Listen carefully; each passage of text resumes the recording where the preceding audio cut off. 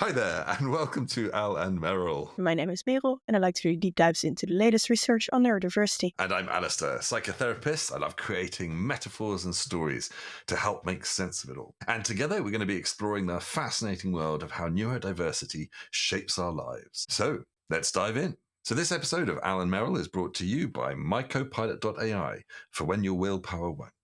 So you know those 2 a.m. moments when you're caught doom scrolling and you know that you should really be going to bed? Or the sofa after work where you've collapsed and you're stuck on your phone? Well, My Copilot AI is your personal AI co-pilot that will help you get on with the things that you really want and need to do in those moments, whether that's doing the laundry, getting on with your projects or hobbies, or going to bed. Check it out at mycopilot.ai. Just a note to say that we're explorers and storytellers. This podcast is not intended as therapy, advice, recommendation, or medical authority. We are just like you, inviting you along on our journey of trying to make a little sense out of fascinating research on neuroscience and neurodiversity as best as we can. Great. Check us out. I mean, we'll talk about like science and shit. Like both of us just like medical dramas and like some big stuff there. And we're just like, we'll just talk about like norepinephrine and CYYK. What did you find in your research? As always, I haven't been able to go as deep as I really want into the stuff. But I've mainly been reading about hormone-related things in the past weeks. So, for example, one thing that I really wanted to investigate, which I did, was that I tried my best friend's ADHD medications a few times. So I think I only have autism, not ADHD, but I tried this medication just to see what would happen with me. And I noticed that social interactions were majorly influenced by taking these. Interesting. In what direction? And I kind of felt like the way that I was experiencing social interactions, specifically with people like colleagues that like I don't really know that well, or kind of know, and that I need to interact with, that those interactions kind of felt extremely similar to the way that people with ADHD describe doing tasks. Like the way that people with ADHD describe the feeling or the experience of doing things that they are supposed to do. Like the executive dysfunction, but for social stuff. Yes, kind of. Like That's it's possible to reasonably start, but consistent. it's kind of a large step to start, but it's possible. And then you're doing it, and while you are doing it, the kind of difficulty of sustaining that same efficiency or like the capacity of doing it, it becomes more difficult to keep doing it over time. Unless it is extremely intrinsically interesting, then you want nothing else than do it. It's kind of interesting. so kind of based on that. I'm not sure if I'm explaining it right, but based on No, that, I thought there might be something wrong with the dopamine generation of autistic people in social interactions. So I was assuming that maybe normal people are producing dopamine just based on the fact that they're socially interacting and want to continue doing that. Could be. I'd probably lean more towards oxytocin on that one. Yes, exactly. So then I was reading about that. And it was true, what I thought. But indeed, because normal people are producing a lot more oxytocin, and that is kind of activated for dopamine release as well. So in social oxytocin drives dopamine? Partially, like there's many things That's going to be weird because in men, they're often antagonistic.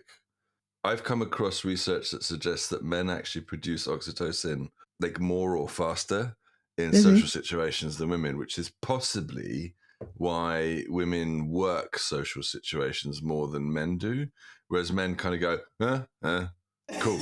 And then continue. And actually, we might have just got enough oxytocin there that we're like, cool, I'm actually okay now. Whereas women are like, hi. Yeah, it's not quite enough yet. I need to do a little bit more. I have in my head, and I don't know if this is accurate, but in my head, I seem to remember it's like 5 times more. That's the figure that's just popped up into my memory. I could be inaccurate, but if it's 5 times more, like if men create 5 times more oxytocin in response to social situations, like that's a big difference. you know, we're going to behave differently if we're getting our oxytocin needs met. So I've always thought that was quite interesting. I think also there is in the research that I was doing, when I was reading up about the basal ganglia, because I obviously started my research a bit more with the cerebellum and the whole sort of trade-off theory and that stuff. When I then was looking at the basal ganglia, it seemed to me that the dopamine receptors or the basal ganglia neurons are highly impacted by dopamine. So ADHD seems to maybe be sort of roughly correlated with stuff going on in the basal ganglia, which is about initiating tasks and, you know, the executive function type stuff. Initiating tasks, identifying when there's a pattern that could initiate a task, and then actually doing the initiation. But the basal ganglia doesn't do it then passes it off to the cerebellum, where, I mean, passes off isn't quite right, but something like that, because the cerebellum does pattern smoothing, like hardcore pattern smoothing. So it takes a load of chaotic data and smooths it and comes out with a simple output. And it does that hugely for social stuff. So the fact that autistic brains have very clear differences in cerebellar architecture, like our neurons are different, we're going to process social information differently. So that's happening already. So that's kind of like why autism is different and why we pattern match differently and we do social different. But because the basal ganglia and the cerebellum are so entwined in terms of triggering, the basal ganglia kind of seems to trigger the hey, there's a task and a pattern that needs to be done, but the cerebellum does the work. If your brain, if your constellation, if your system's used to having your basal ganglia working in a certain way, and you've compensated with all of your social skills with that, if you then change the dopamine activity in your basal ganglia, but your cerebellum hasn't stepped up, then your basal ganglia is like, I could do this, but the cerebellum's like, whoa, I'm still processing, what? Hold on. Not sure how to deal with this new pattern of information, which could then create kind of like a cognitive stutter where you're going, there's just difficulty processing it because the cerebellum, I think some neurons are impacted by dopamine, but it's not as much or something. So, I mean, I'm speculating and telling a story here, but I'm like, this could. No, I think it's a good point. Consistent. But especially for non-children, like people who have already practiced a lot with social interactions in their life, I'd be like post-teenager. Adults. Yes, so people who have already practiced doing a lot of that, probably via their prefrontal cortex. I think that doesn't really matter, like that. So what I, for example, experienced with these ADHD medications is that it was mainly in the drag that I experienced when having boring interactions with people that I barely know. That was mainly in the motivation to continue not enough stimulation, having that interaction, and that part was solved, and that the things that I know I should do to properly interact with people, I'm still capable of doing because I'm already doing them pretty consciously. And it doesn't really make any difference that the cerebellum isn't keeping up, because it never is. And they're basically solving the experience of wanting to continue and being interested and not being bored and kind of being pushed to wanting to continue the conversation. So did you find yourself solving some things? So you got bored in the conversations faster when you took the medication? No, the other way around. Like, so usually you're able to stay with the conversations better. Yeah, exactly. Yeah. I'm keeping motivated to continue instead of increasing desire to disappear over time. Yeah. So your novelty, your dopamine was satisfied. So yeah, exactly. Which makes sense. Is kind of going, okay. And that was specifically noticeable for me in social interactions and less in any other thing that I was doing. Oh, okay. So maybe I got you the other way around. So but did you still experience the autistic side of social interactions? There's many autistic sides of social interactions. Yeah, true. Okay, so one of the things that I noticed about the the autistic side of social interactions is because the cerebellum isn't automating the social process. Like, this is a really harsh way of putting it, but I roughly think that neurotypicals don't think about conversations. They just do them, right? About the topics, probably. No, like literally about conversations, or the topic, because they're actually more accurately trading off scripts and patterns that they've learned in their teenage years, where when people say this, you say this, and then that's a conversation. And they're not actually trying to have a conversation for the sake of the content. They're actually having a conversation to play a pattern out. It's like social grooming. So they're connecting with people and getting their dopamine kicks and their oxytocin kicks, but it doesn't really matter what they're talking about, and their brains are perfectly happy running that stuff on auto, basically, because their cerebellums know what the patterns are. So when autistic people go, I don't know what the rule book is, like no one gave me the handbook on how to handle social situations. Neurotypical people have the handbook, which is the cerebellar encodings that were learnt during teenage years and maybe before, but certainly a lot of the social stuff gets learnt there. So if you don't have that, then the cerebellar trade-off theory is that you have to do it with your neocortex, your frontal lobe, and you have to think about it, Exactly. which means that autistic And people obviously that isn't solved think by putting in dopamine. Yeah, right. Increasing your dopamine I'm imagining doesn't change the fact that you still have to be in the conversation and like picking up the sensory information from people going, okay, I could interpret what they just said and how they said it in like 15 different ways. Which one am I supposed to respond to? What's my response here? And you have to do that in real time, which is actually kind of impossible for an autistic brain. So we come up with our own versions of scripts that allow us to do that, but it's a different type of script, because we're just going, oh man, this is so overwhelming. Because if we had the space and grace to hit the pause button on a social conversation, I reckon most autistic people could hit the pause button and go, well, this is fascinating what's happening here right now, because what's going on over there is this, and then he said this, and then she said that, and then their whole body language and their eyes. And it's like, I'm conscious of this and I have to process it consciously, which is slower, but overall capable of seeing more because I'm not handing it off to an automated process. So I'm wondering whether your experience with the medication was that, yeah, it helped you stay with it, and the kind of the task switching was calmed because the basal ganglia was like not hunting for dopamine and trying to Exactly. new things. Yeah. But you're still sitting there in the conversation going, having no clue. okay. Yeah. But then I think I tried it once with colleagues and once with people that I know very well, like a group of my best friends. So with the second one, I already don't really have issues with that because I know everyone so well that that goes kind of automatically. And with colleagues, it's quite simple because we were sitting on a table and there was just one conversation going on. So I am pretty sure that that part wasn't solved, but also that my interactions weren't that difficult. That really. Yeah, it's really consistent. I've had a lot of people with autism and ADHD say that when they take the ADHD meds, yes, it helps with that, but actually it just makes the autism more noticeable. Yeah, maybe, yeah, that makes sense.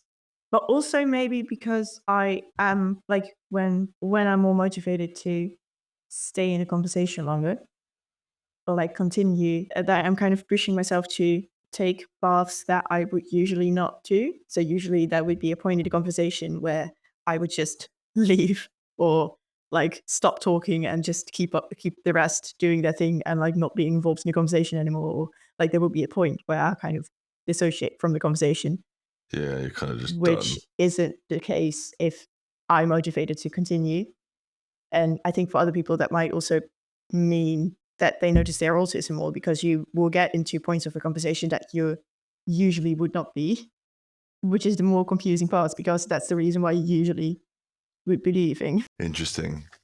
And also, I imagine that because there's an argument that persuaded me not to try medication, which is that some people say that it's kind of like the ADHD balances out the autism a bit.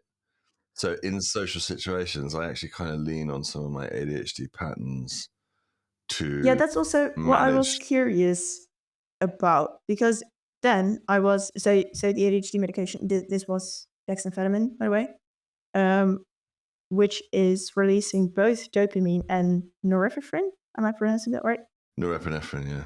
Norepinephrine, yes. So it's releasing both of these things. And then I looked into that, and apparently people with ADHD have low norepinephrine because that's why it's in the medication.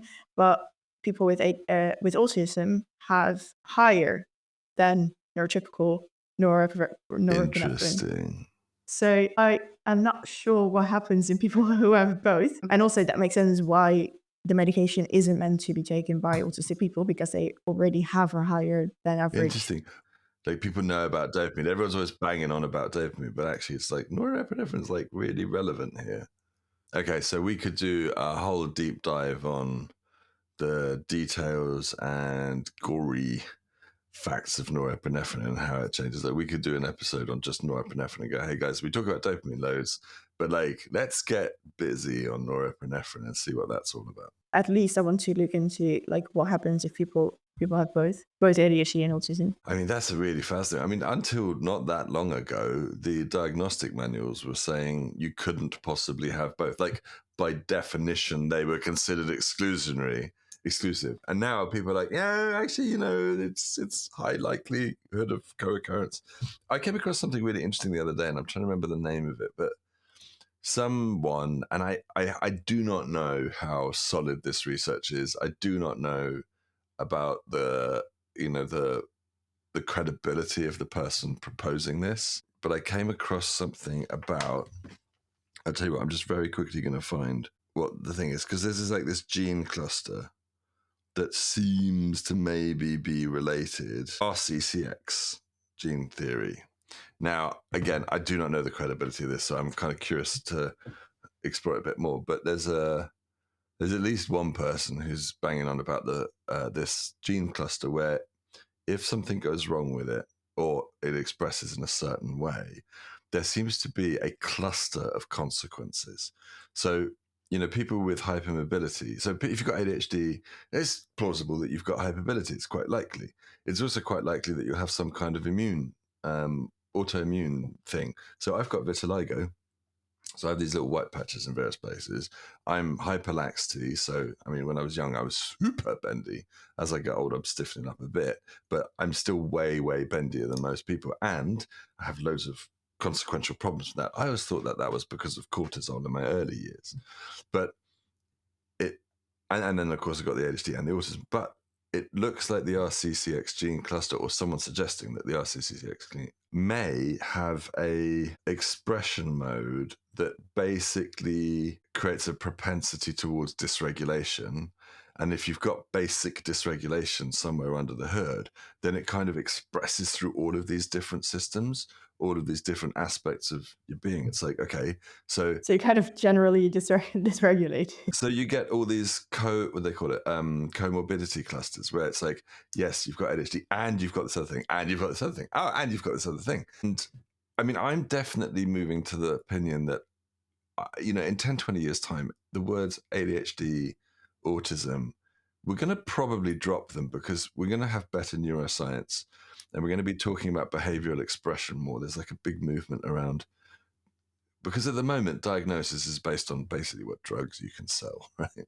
So it's like, yeah, we literally measure efficacy in the NHS based on outcomes against diagnoses. So diagnoses are an administrative ease, right? They're there for administrative reasons. They're not really there or they're not necessarily the right thing the right approach if you're trying to work with real people. Because actually, do you know what it might be? It might be that there's, like, the way that our systems work, they're so complex that if you dysregulate something quite low level, it manifests through multiple different higher level systems and organs in your body, which means that you have clusters of expression. But it could also be slightly different among people. So you could be like, oh, is that person and that person, they look similar but really different, but actually they're experiencing the same fundamental dysregulation. So I'm really curious to see over the next sort of 10, 20 years what we find out in the neuroscience and also the genes and the epigenetics of this, to be like, there must be some shared patterns under this that are like, they Do you map think we will through. go more towards a measurement kind of diagnosis in terms of EEGs or MRIs, or So that there's some kind of official biomarker? that hmm if you Do you think that score above will this, happen? I don't know, and I wonder whether we want it to happen. Like at the moment, hmm it's all based on behavioral labels, but that's tricky because then you end up in a situation where you get massive biases depending on who you go and get diagnosed by. I heard about someone the other day that got undiagnosed by the NHS. And that's like harsh. It's like, yeah, you've got ADHD and here's the medication. And then later it's like, no, you don't have ADHD. Why? Because they don't have the resources to deal with everyone who's got ADHD. So they've moved the goalposts and they're only helping people who are critically effective and basically at risk of, serious harm to self or others. And suddenly they've changed the labels. And I was listening to a podcast about some narcissism, the guy who invented the narcissism or Machiavellianism, was it psychopathy, whatever. Anyway, this guy, I can't remember which one it was, but he invented or was a big part of labeling, I think it was narcissistic personality disorder, but one of his definitions was that it had to harm the person's ability to be in life. Like it had to be an impact. It's not an It's not a objective subtle measure. impact. Yeah, but then it's actually weirdly, loads of people who are narcissistic don't get labeled as narcissistic because they don't care, but they impact everyone else. But under the strict definition of the originator's definition, if it didn't mess with your own life, you didn't qualify. And I'm like, oh man, that's a shit definition as far as I'm concerned, because it's too vague. It's too based on bias and administration, and it can be manipulated by other people for their needs. We need to stockpile our medication. I would rather have some kind of universal definition where people could be much clearer on whether they do or don't, or how much or where on the spectrum. Having said that, if it's complex, and let's say that there is an underlying dysregulation that's down the stack somewhere, and that it's some enzyme folding thing, right? But it expresses through loads of different ways. It's okay, you may have enzyme folding 0.76, but that doesn't necessarily that might be the true mathematical arbiter, but that doesn't tell you how your particular body has adapted to that and regulated it. So everybody adapts and regulates in a slightly different way. So we might find a number and it might still not tell us exactly what matters to us as a lived experience. So I don't know. I think And then you're maybe I don't curing know, something but that's not that's why. really happening, you mean? Or it's not because I think what matters here is there's two sides, right? If you get excited by the science, then sense making around what's going on is good fun, and that's great.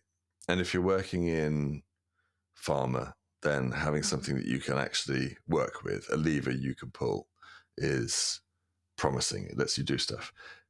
But I think the thing that really matters is the lived experience. How are you coping in life? Are people really struggling? What impacts is it having on them and their loved ones? Because that's the stuff we really care about, actually. And if we're not Isn't that caring about that, already then what the hell are we doing? isn't that already a part of many diagnoses? That it's impacting your life to some extent? Yeah, I think so. I think, But yeah. then it comes, if it's not impacting it enough, then you're not allowed help. So someone's still putting that on a scale and a spectrum. I think that, this is a perennial question between psychological models, like psychotherapeutic models of working with people versus medical models. And I think, like I said in a previous conversation, our math is not good enough to do complex systems anyway. So this stuff is all complex systems, which is all stats and simulations. We don't really have the maths to crunch and solve complex systems anyway. So there's always going to be an element of needing to come at it from story, narrative, and experience. I don't know. How about you? What do you think? Do you think we want to have numbers from a I don't know.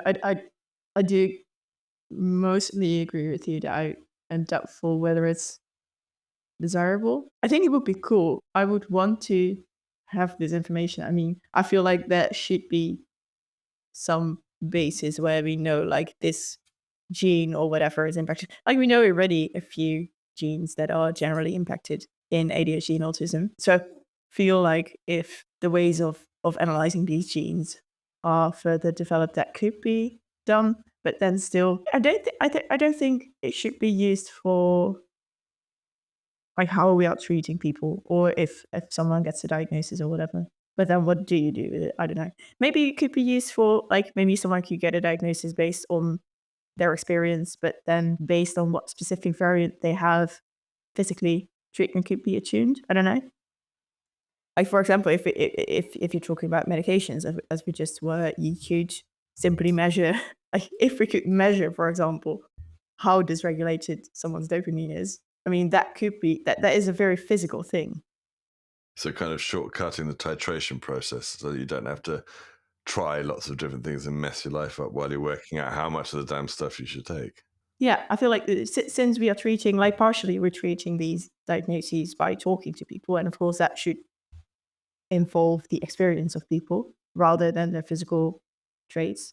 But we're also treating them in physical ways, such as medication. And I feel like that should be attuned more to physical measurements as well. What happens then when things change because of the medication? So, like, some medication creates dependency where you become more and more like either inured to it, so it has less impact, or it starts replacing your body's own generation of that stuff, which means that then you have to take it because if you stop taking it, you just don't have any of it. So that means that it would change over time. And then you get into the whole thing of like, the resources that it takes to actually track and do the genetic studies. Like, that's super expensive, and the systems that would have to be spun up in, in hospitals and GP practices to be able to support that's massive. So there's kind of a bit of a balance there. But then when things change, the balance changes. I think I did read an article, and it was kind of inconclusive, like all articles are, that some ADHD medications, which actually changes the brain structure over time in a way that kind of partially solves that. Really?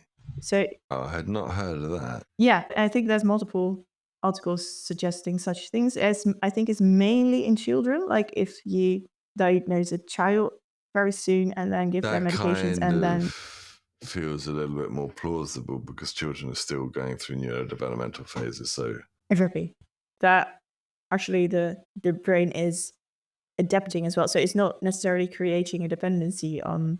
So it's not. I think it seems to rather be the case that the brain is healing through some medications than that the brain is just stopping to produce things itself pretty because the cool. medications are producing it.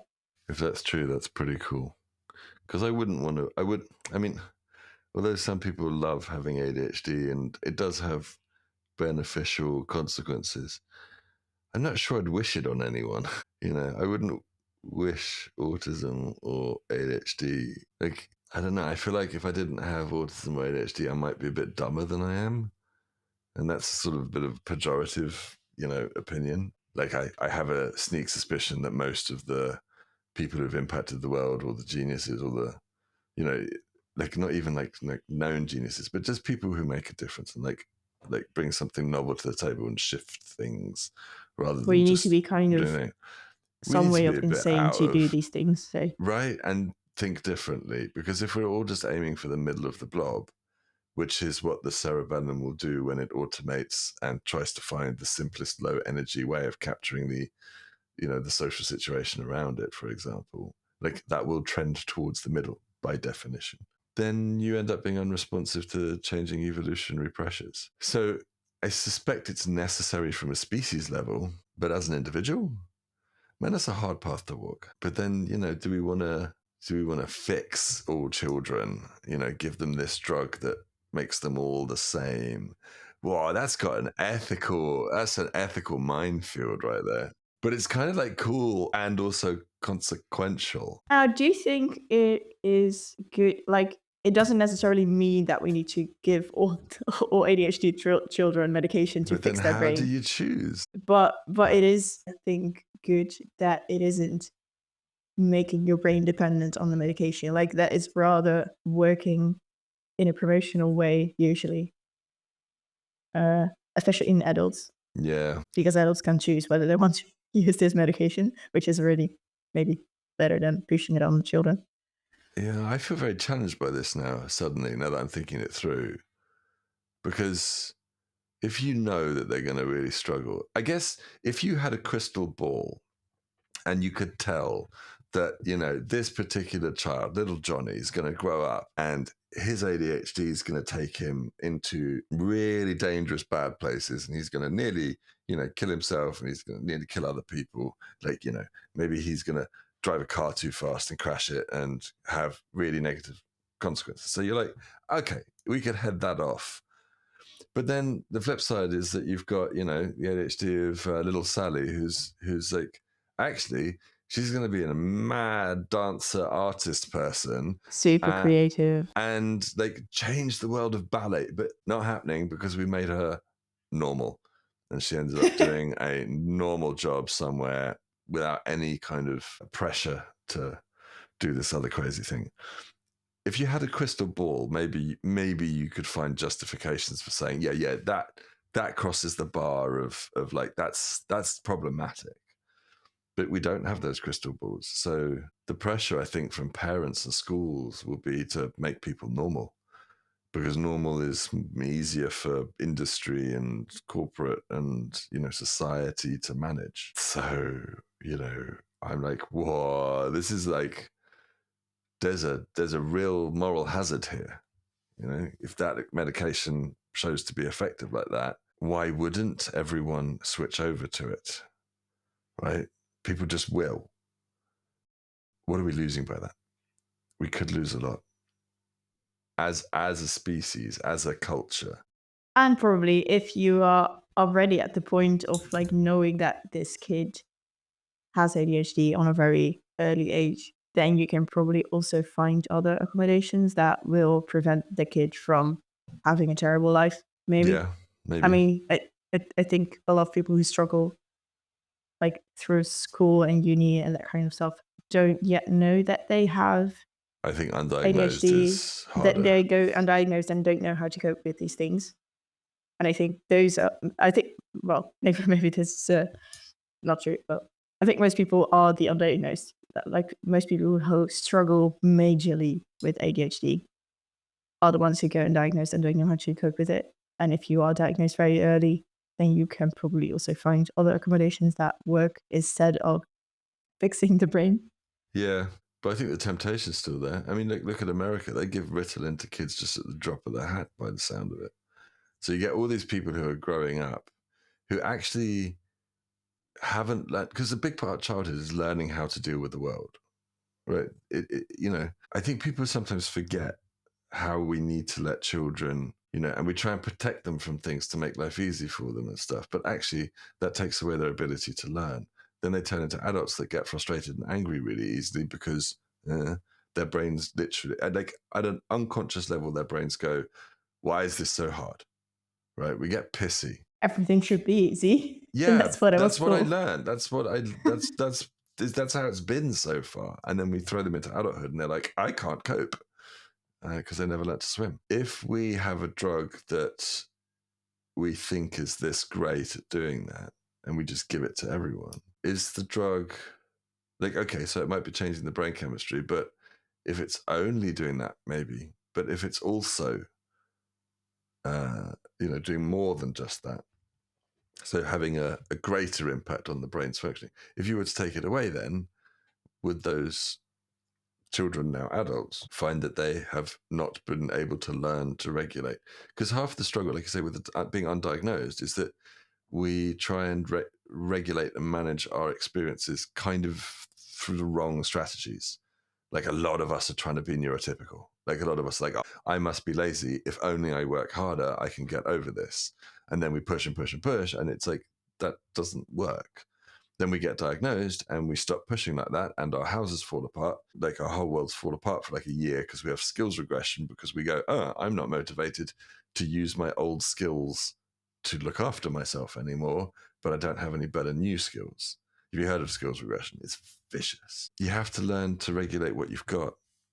That's so important for all human beings. If we step in too early with medication, then even if it's not a chemical dependency, it's a learnt dependency where we don't That's a know how good to point. function without it.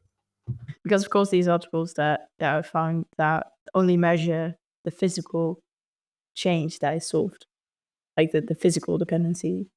But I think you're right in that there's also a mental dependency on just being used to being in that state and not knowing how to function if you're not supported. I also just realized that I blacked out when you were asking what norepinephrine does, and that what it does is keeping your, which makes sense why it is an ADHD medication, by the way, that it is used for keeping your focus on something, meaning that it regulates whether you are doing this thing that you're doing or moving to some other impulse that you're getting. So there's many Interesting. impulses around you, including the one that you're currently working with and all the things that are happening around you.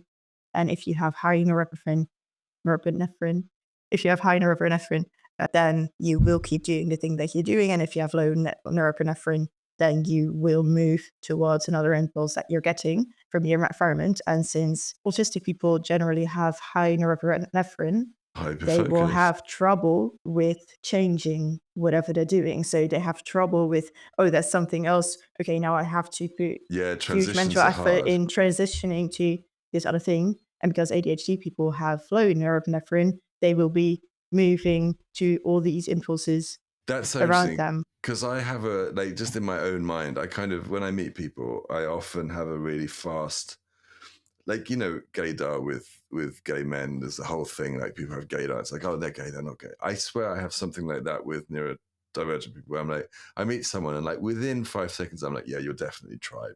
Yeah, you definitely one of us. I don't quite know exactly which part of our tribe you're in, but you're definitely one of us. And I have this little, in my head, delineation between people that I think are like true ADHD, like ADHD, and people who are ADHD, and they feel very different. Because the ADHD and what you're saying now really kind of like, it's making me kind of notice maybe, or imagine that I'm seeing this pattern. I could be wrong, but there's something about ADHD where maybe the pure version that I think of as pure ADHD, although there are a lot of different expressions, but there is something about the focus hopping that I think feels different from ADHD. And ADHD is, I don't often feel that ADHD has maybe struggled more with like all the other stuff. I'm trying to think of all the other stuff, but yeah, my brain's stuck on one bit now. ADHD is often like feel more capable of maintaining a focus, and that would make sense if they've got norepinephrine, but they've got a dopamine dysregulation as well. So your executive function is still trashed. They have higher norepinephrine. So that could be a substrate that explains that felt sense that I have with people where I'm like, yeah, you're more.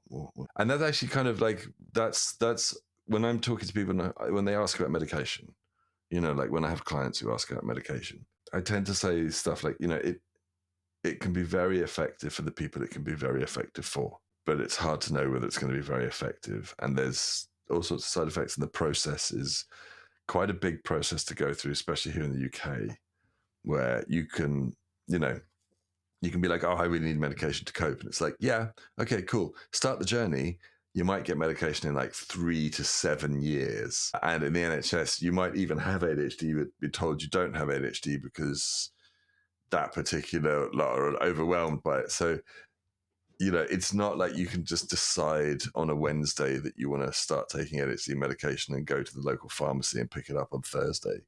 So there's a real lag. So I kind of also talk people through that and go, look, it's not a silver bullet. Like, even if it helps, it could be years before you get it.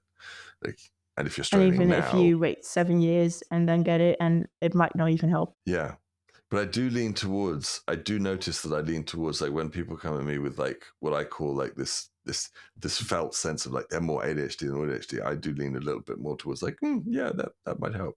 But when I get with ADHD, I do talk about like, you may find that your autism comes up more strongly if you take ADHD medication. So, you know, some people choose to not take medication because they want the balance. That the ADHD weirdly balances the autism, and although both are dysregulated, it's like they add up to zero. It's like in some kind of weird way. I mean, that's where I sit. Like, so I decided not to take medication because I kind of wanted to keep my nuttery in different directions. How are you doing for time? You're kind of probably... Thanks for listening to our podcast today. If you like what we're talking about and want to hear more, do like, follow, and subscribe. It makes a really big difference. You can also find us on social media and our Patreon, Al and Merel. or our website, alanmerrill.com. Thanks for listening. Catch you next time.